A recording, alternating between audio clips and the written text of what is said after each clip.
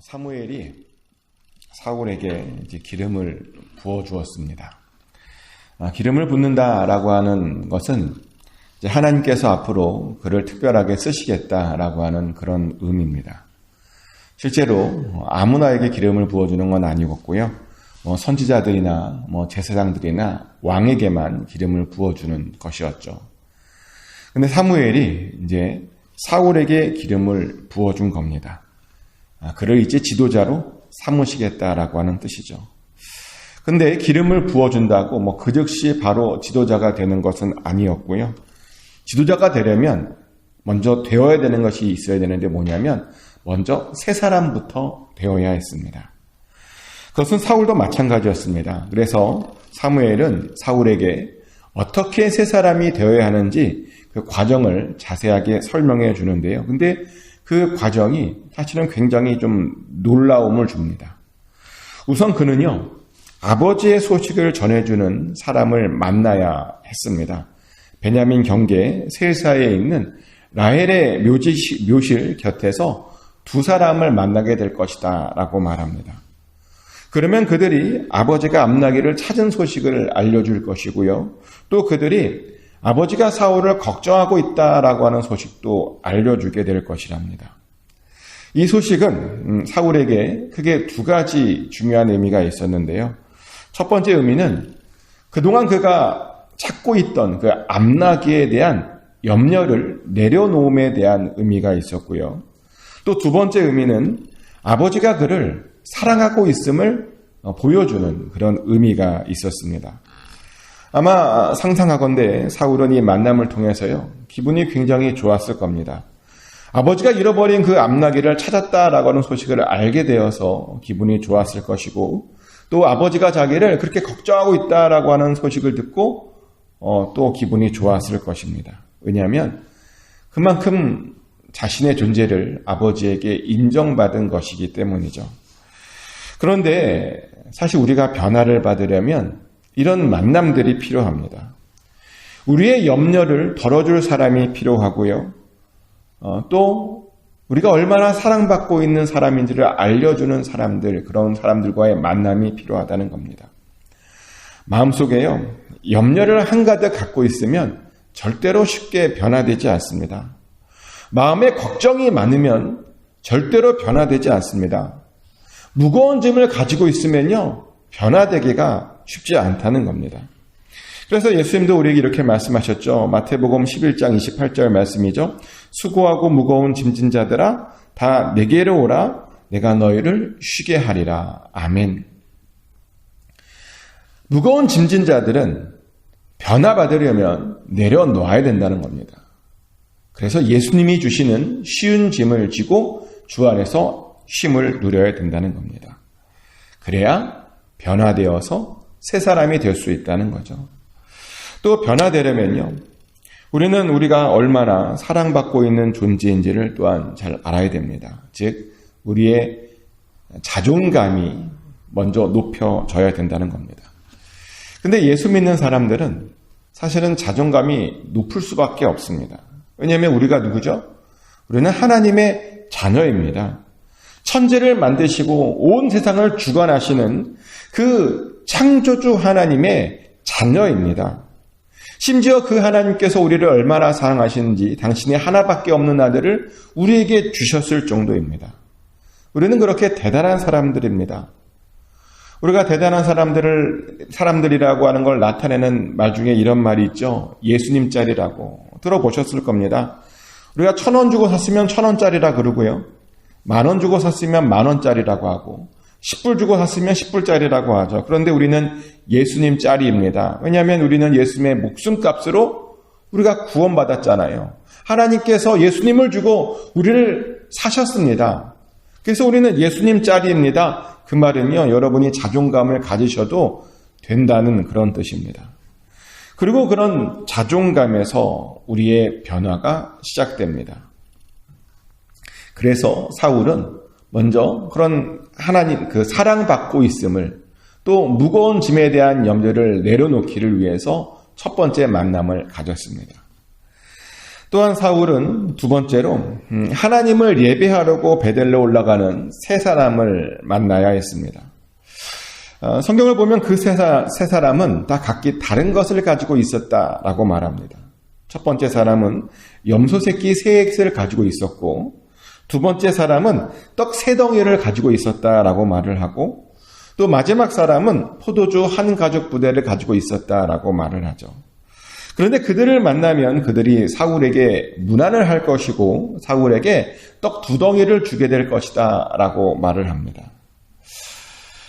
방금 이야기 속에서 눈치가 빠르신 분들은 이미 눈치채실 수도 있으셨을 것 같은데요. 어떤 숫자가 계속 반복되는 거 보이십니까? 이 만남 가운데 숫자가 반복됩니다. 세 사람이 나오고 염소 새끼 셋이 나오고 떡이 세 덩이 나옵니다. 이 셋이라고 하는 숫자가요, 계속 반복됩니다. 근데 기억하실지 모르지만 이 3이라고 하는 숫자에는 굉장히 중요한 의미가 있다고 제가 말씀드렸잖아요. 어떤 의미죠? 이 3이라고 하는 숫자는 상징하는 것이 있습니다. 어떤 걸 상징하냐면 우리 하나님을 상징합니다. 실제로 우리 하나님이 삼위일체의 하나님이십니다. 근데 그뿐만이 아니라 하필 이 세 사람이 가지고 있는 것이 떡과 포도주였습니다. 예수님을 상징하는 떡과 포도주가 그 안에 있었다는 겁니다. 그래서요, 이 만남은, 사울이 만난 두 번째 만남은요, 하나님과 예수 그리스도를 만나는 그런 만남을 상징하고 있습니다. 그런데 맞아요. 우리가 하나님을 만나고 예수님을 만나야 그 다음 변화가 일어나는 겁니다. 근데 그 말을 뒤집어 보면요, 하나님이나 예수님을 만나지 않고는 절대로 어떤 삶의 변화가 일어날 수 없다는 그런 뜻이기도 합니다. 그런데 어떤 사람들을 보면 하나님을 만나지 않고 자기가 변화될 수 있다라고 생각하는 사람도 있습니다. 특별히 자기계발서들 있잖아요. 자기계발과 관련된 책들, 그런 책들을 보면 하나님 없이 뭔가 변화될 수 있다라고 굉장히 많이 주장합니다. 어떤 책을 보니까요, 21일 동안 꾸준히 하면 습관이 돼서 변화될 수 있다라고 하는 그런 책도 봤습니다. 습관이 붙으면 인생이 변한다고. 그래서 어떤 책의 제목이 21일의 기적이래요. 21일만 열심히 하면 된다고. 그런데 한번 해보세요. 21일 동안. 21일 동안 꾸준히 하면 그것이 영원히 습관이 되는지 한번 해보십시오. 잠깐은 되는데요, 이게 영원하지 않더라고요. 저도 많이 해봤습니다. 21일만 하면 된다 그래서요, 해봤는데 잠깐은 되더라고요. 근데 그게 계속 지속되지는 않더라고요. 다시 보면요, 다시 원위치로 돌아와 있었습니다. 변화된 줄 알았는데, 이 습관이 좀 들여진 줄 알았는데 똑같더라는 겁니다. 근데 왜 그렇다고요? 변화되려면 하나님을 만나야 합니다. 먼저 하나님을 통해서 변화해야 되는 겁니다. 변화되려면 예수님을 통해서 변화되는 겁니다. 하나님의 도움을 받아서 변화되어야 되는 겁니다. 그래서 변화를 하고자 하는 사람들은요, 습관을 만드는 것도 중요한데 하나님의 도움이, 하나님의 간섭하심이 그 안에 있어야 되는 겁니다. 그래야 우리가 완전하게 변화될 수 있습니다. 그래서 사무엘은 사울에게 하나님을 상징하는 그런 사람들을 먼저 만나보라고 그렇게 이야기했던 것입니다. 또한 사울은 마지막으로 하나님의 산에서 선지자들의 무리를 만나야 했습니다. 하나님의 산에 올라가면 선지자의 무리가 산당에서부터 비파와 소고와 저와 수금을 앞세우고 예언을 할 것인데요. 그렇게 그런 사람을 만나면 사울에게도 하나님의 영이 크게 임하게 될 것이다 라고 말합니다. 그리고 그렇게 영이 임하면 사울도 예언을 하게 될 것이랍니다. 그리고 그러면 비로소 그가 새 사람이 될 것이라고 말을 하죠.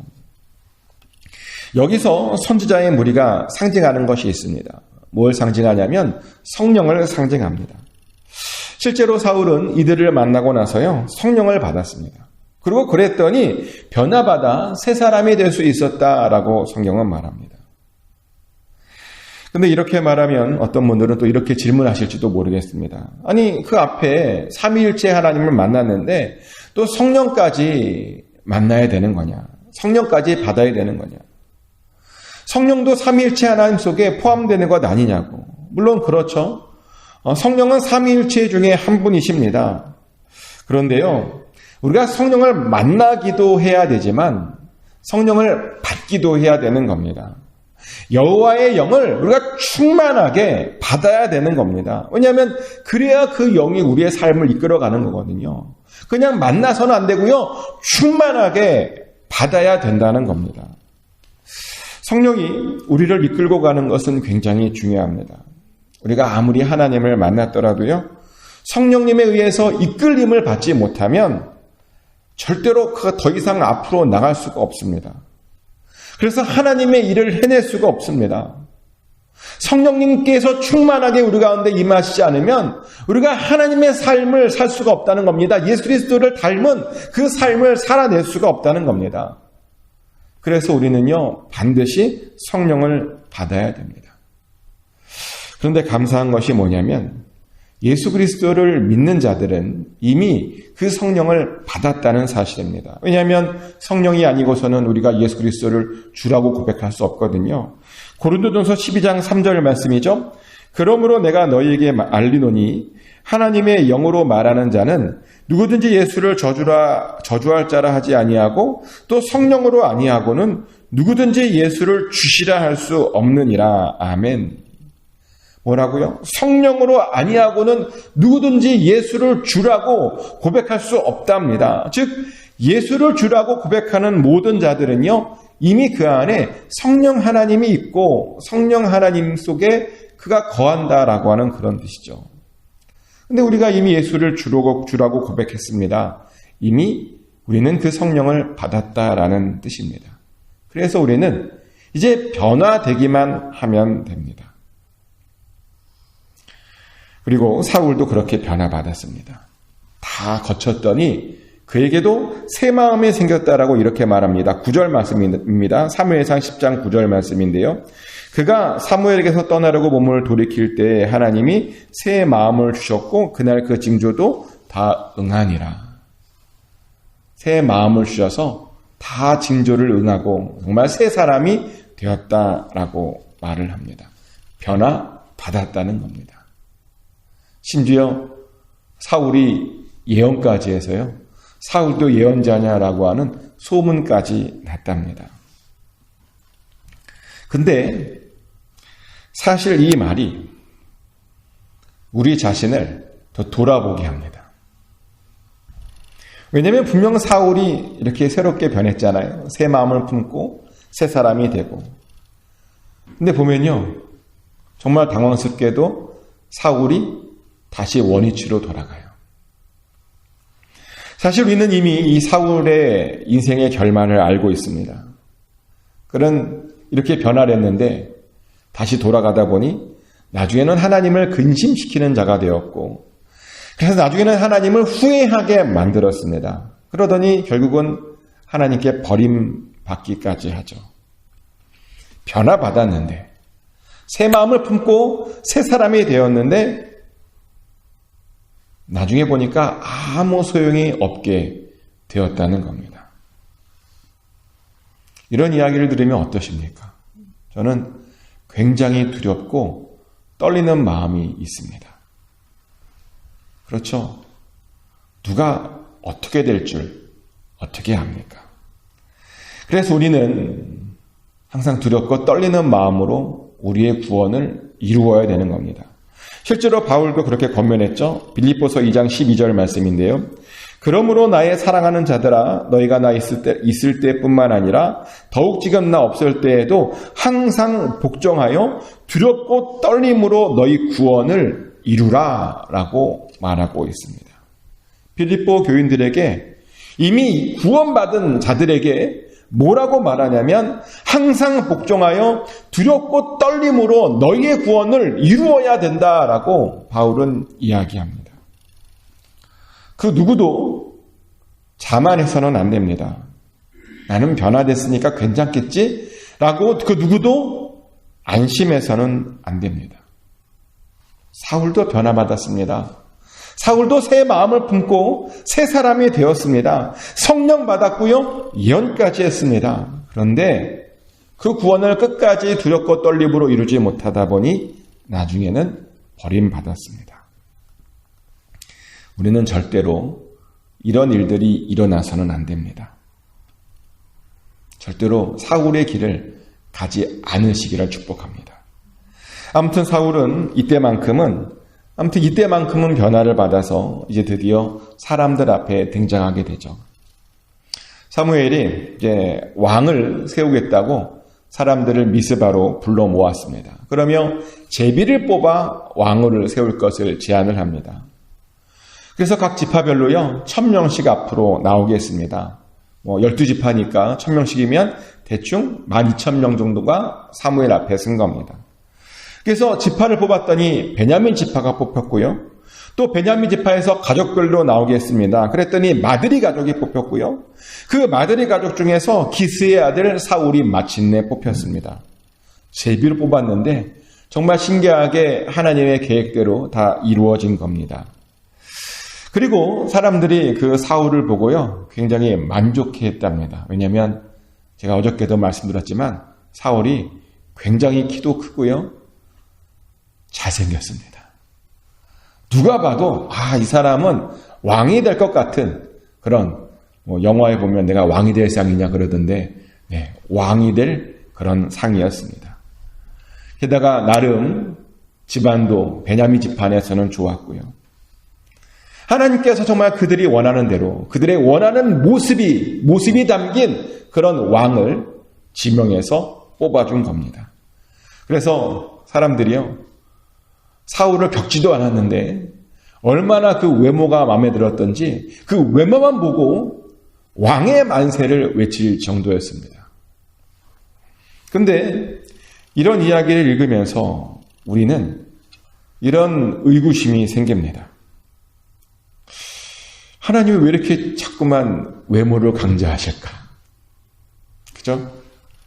그런 느낌 안 받습니까? 사울의 외모를 계속 강조를 해요. 키가 얼마가 더 되고 잘생겼다 그러고, 누가 봐도 한눈에 왕 같은 사람을 그렇게 뽑아주시다 보니 이게 맞나? 라고 하는 그런 생각이 든다는 겁니다. 근데 왜 자꾸만 그런 생각이 되냐면요, 원래 우리 하나님은 사람을 외모로 취하시지 않으시는 분이잖아요. 외모로 잘생겼다고 이렇게 세우시는 분이 아닙니다. 그렇게 세우면 제가 어떻게 감히 목사가 될 수 있겠습니까? 우리 하나님은요, 외모가 아니라 중심을 보시는 분이십니다. 아멘?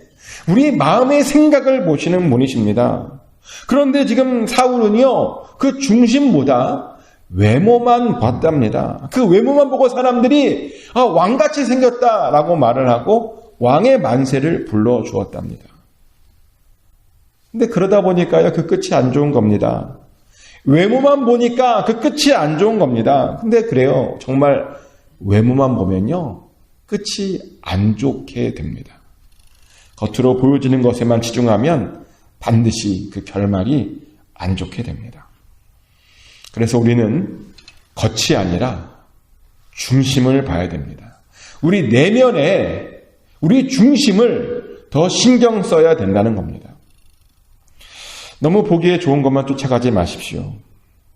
안이 좋아야 되는 겁니다. 중심이 좋아야 되는 겁니다. 그것이 바로 하나님의 방법입니다. 뭔가를 보실 때 잘 분별하셔서 겉이 아닌 속이 더 좋은 것들을 선택하시기를 축복합니다. 그래서 그것을 통해서 하나님의 심판이 아니라 하나님의 복을 받는, 잘 선택해서 그것이 하나님에게 복이 되는, 그리고 우리에게 복이 되는 그런 것을 선택하시기를 예수 그리스도의 이름으로 축복합니다.